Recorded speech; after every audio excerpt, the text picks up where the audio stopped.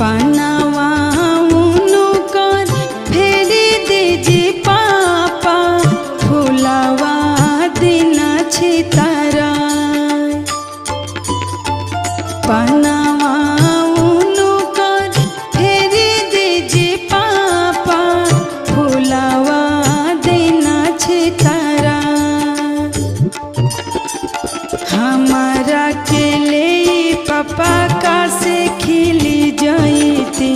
साजन लवटी घरे जा अरे हमारा के ले पापा जंघे बैठती